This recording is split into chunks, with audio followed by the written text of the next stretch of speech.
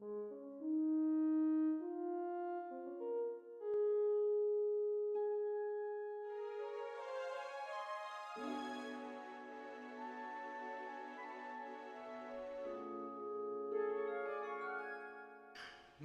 letter I have written and rewritten 100 times, so that now it is quite finished. And if my soul were placed there beside it,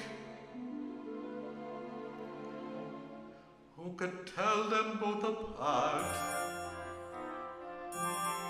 Come in.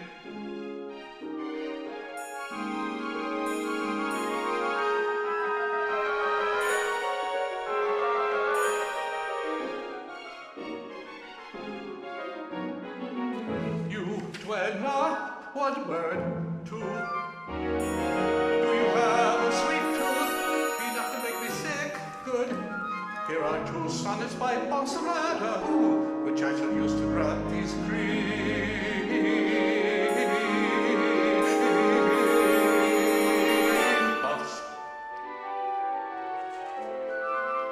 Would you like a few of these eclairs? Oh, sir, can you spare a few wine cakes? I love them madly. Well then, I'll put 2 of them in a poem by Saint-Amand, and in these lines by Chapelain, I place a little piece of sponge cake. Ah, would you like a little pie? That would be lovely. Now go outside and eat all these things in the pantry, and don't come back until they are gone.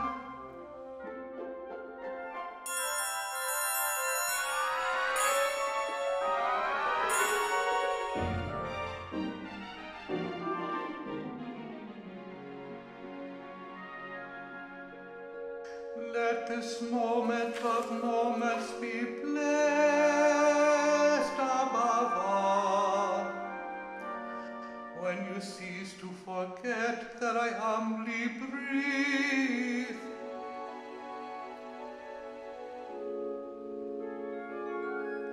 And now you have come to tell me, but first of all to thank you for that creature, that buffoon whom you made a fool of in such a clever way. Is he whom a great lord who thinks he loves me would force upon me as a husband? Indeed, then I have fought it better so, not for my ugly nose, but for your 2 bright eyes, for your beautiful eyes. Then I would like, but before I can say more, I must see again in you the almost brother with whom I once played in the park near the lake. Yes, you came every summer to Bergerac.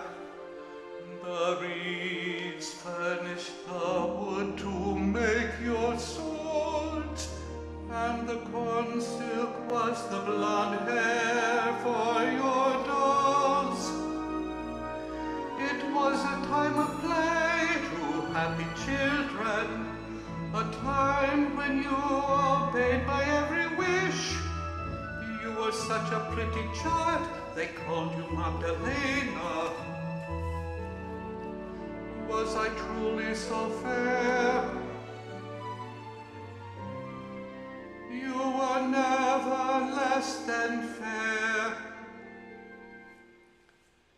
Sometimes, when you had cut your hand from playing soldier, you'd run to me, and then, scolding like a mother, I would take your hand and cry in a loud voice, "What have you done, you naughty boy?"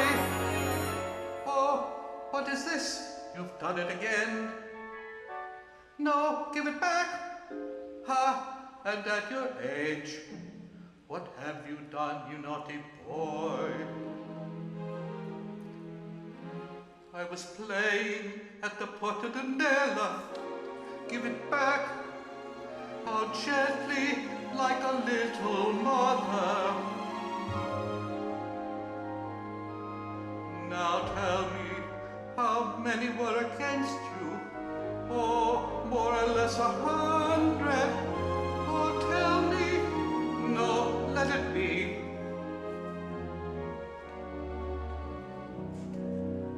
And now, have you found the courage to tell me what you dared not? Yes, I shall, for the past has given me strength with its perfume.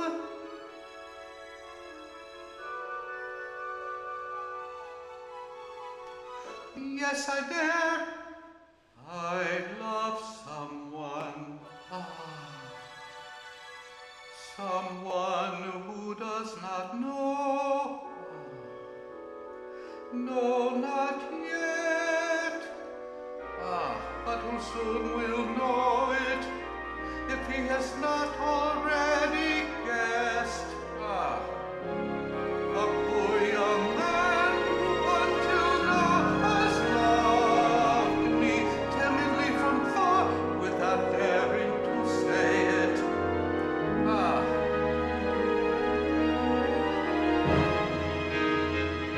Let me have your hand. See here, it is all feverish. But I have seen the vow trembling on his lips. And what do you think of this, dearest cousin? Would you believe he serves in your regiment? He's a cadet in your very own company. He is proud, noble, young, gallant,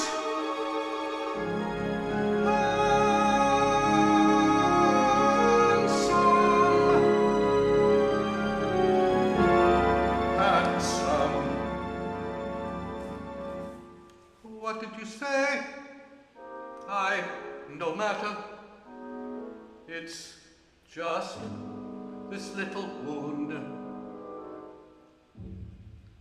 He is a cadet of the guards.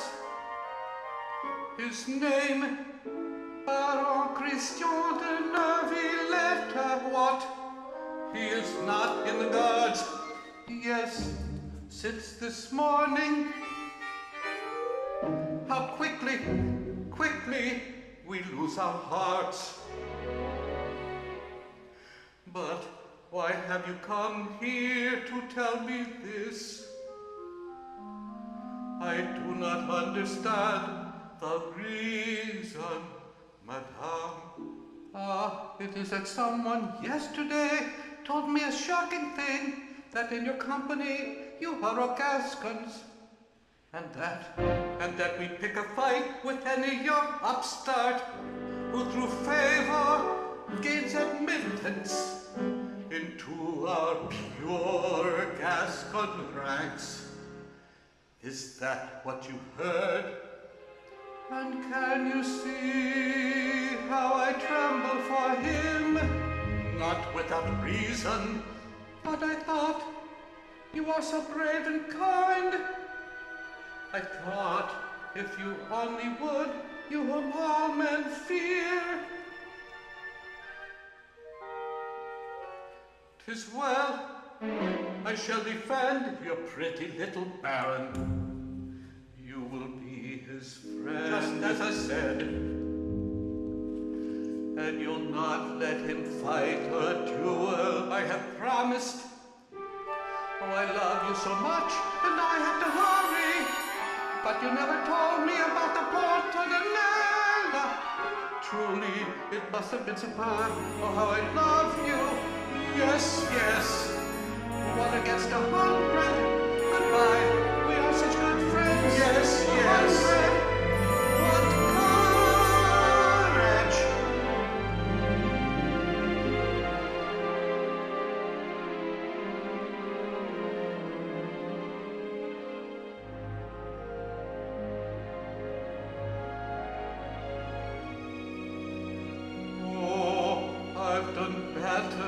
since then.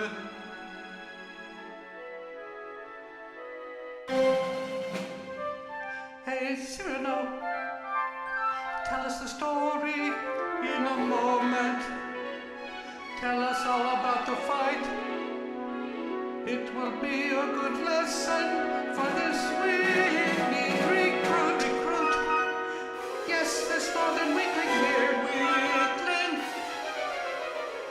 Mr. Dinnery letter, there is something you must know. One thing we never mention here, more than the rope in the household of one who's been hanged, and that is, just look at me. Do you understand? Yes, it's the hush, the word. Are you really in trouble? If he should hear that word, he'll dash him on the double. Two men who spoke together lie beneath the roses, just because he liked them, not that they spoke of their noses. Captain, sir, what does one do when gas-cunts become a bit too boastful? Prove that one need not be a gas-cunt to be brave. Thank you. Cyrano, tell us the story. Yes, tell us the story. Tell us the story. Tell us the story. I want to hear it. My story. Ah, yes, gather round and I shall tell you. There I was, all alone, going to meet them. The night was dark, you could not see me on your nose. Who is that man? A new recruit who arrived just this morning. This morning, Baron Christianer. Ah, so! Aye, damnation. You could not see beyond your face. Suddenly, I turned a corner and found myself nose to nose, facing 100 men who stag up the nose of vine and onions. I lowered my hand in charge, nose to the ground. Someone lunges. Ah! I answer. Piff! The devil! Leave this man to me! Ah! The devil takes! Not with you all!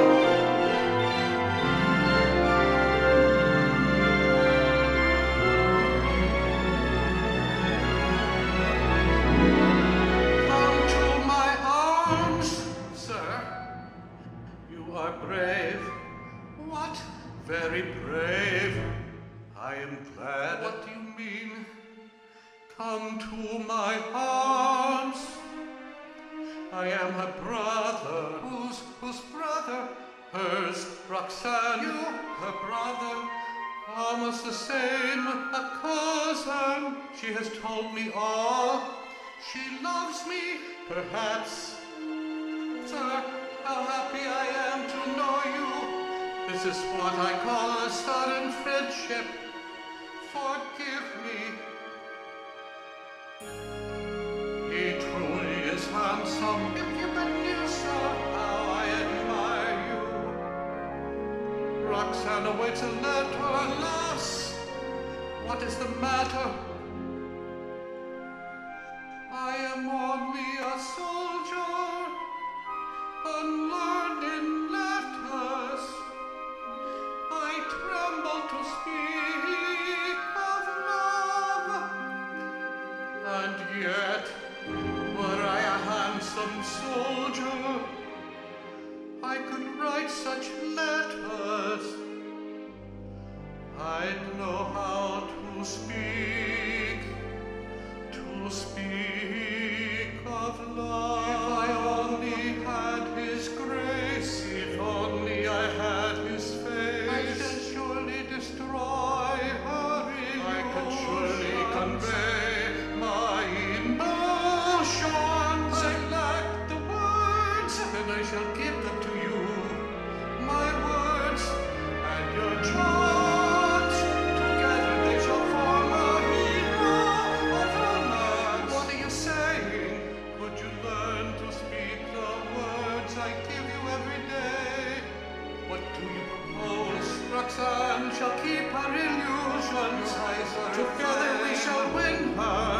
I shall breathe my very soul in you.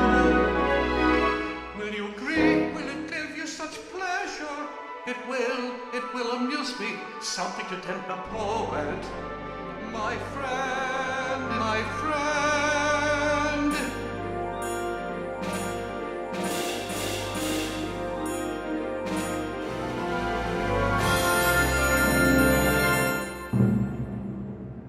Nothing, the silence of death. I dare not look. What is this? Can this be Cyrano? One can now speak freely to his name. Hey, something smells peculiar. Have you noticed it, sir? Surely you would notice. Rascals!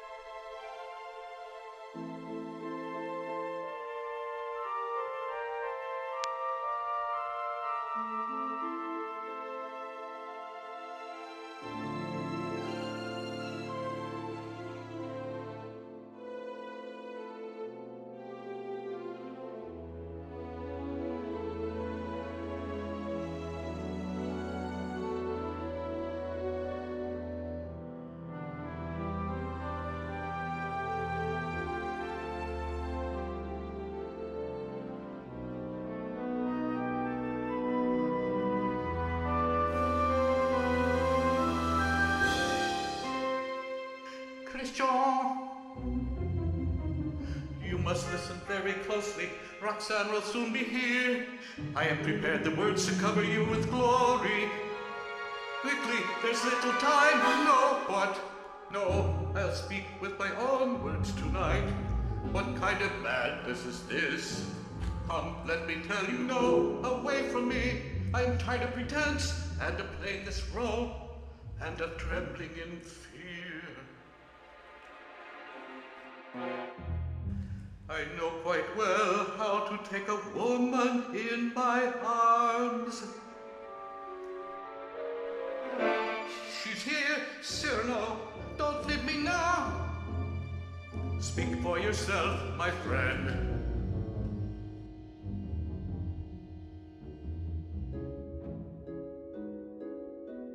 Until tomorrow, my friends, goodbye.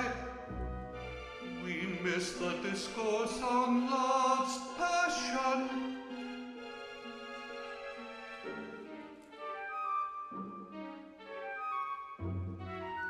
'Tis you. The night descends. Sweet the air. We're alone. Sit here. Speak now. I listen.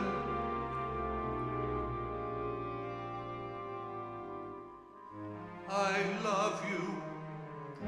Yes, speak to me of love. I love you. You said that. Go on, embroider.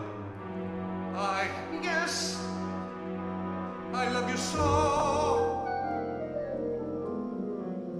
I see. And is that all? Your neck, I must embrace it. Christian, I love you again. Yes, I am a fool, and that displeases me as it would displease me if you were ugly. Now go, regain your eloquence alone. You love me. I know. Goodbye.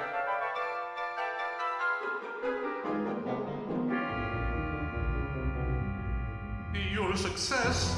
Oh, help me. No, my friend. I'll die if I cannot regain her love at this moment. Her window. I'll die. Hold your tongue. I'll die. The night is dark now. What then?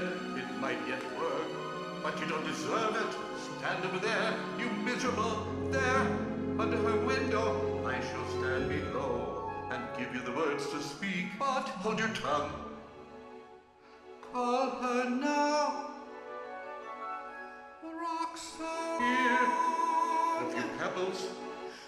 Oh, call so softly, 'tis I who's there.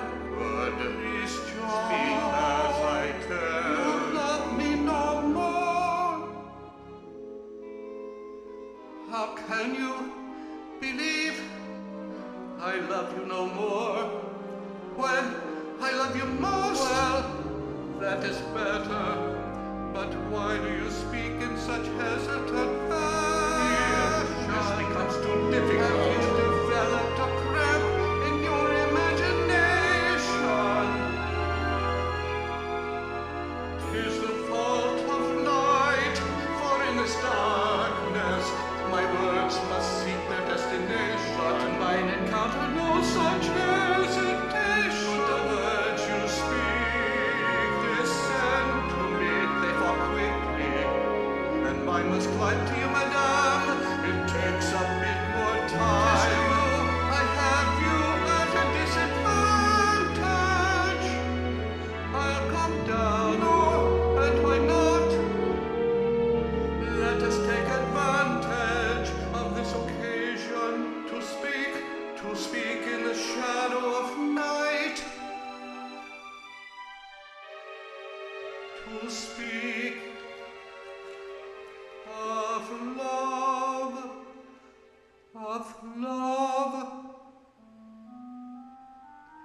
Yes. Yes, the night protects us. All is obscure now. I am only a long black robe here in the darkness, and you are the blue of a warm summer's night. I am only a shadow, and you are the light. Developments ever were mine, ever.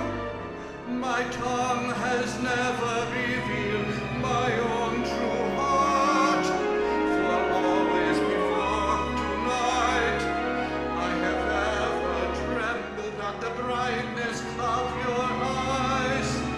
But in this night which protects me, I dare.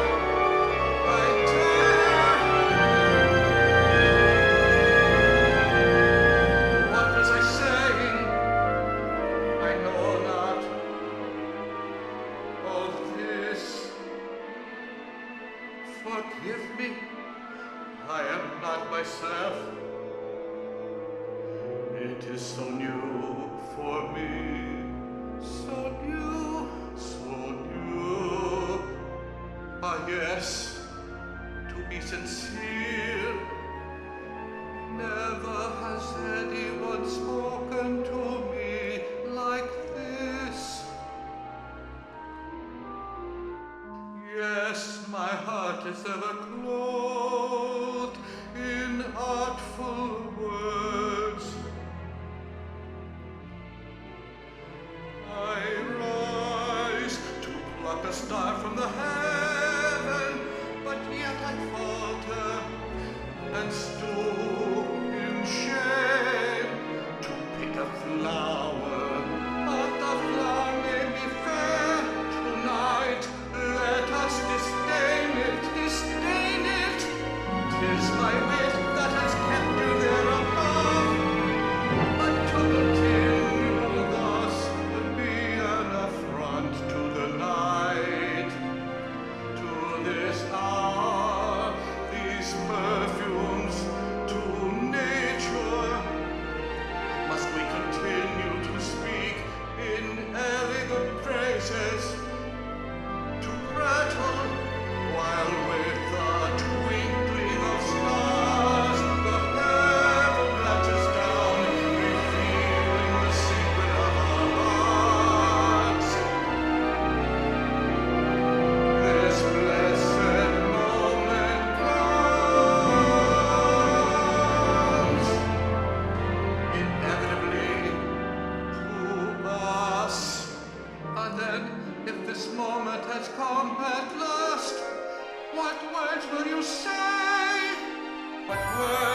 I hurl them all to you, unbound let them freely scatter.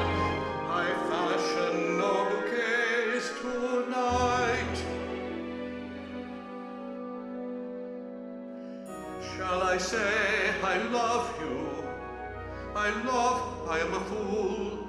My senses reel, your name, it hangs like a bell in my heart. And evermore, Roxanne, evermore when I tremble, evermore that bell peals forth the sound of your name. And that truly is love. You begin to conceive of my longing, my passion. Can you see my heart in this darkening shadow? Naught else remains for me but to die, for the voice of my soul has caused you to tremble in the warmth of night.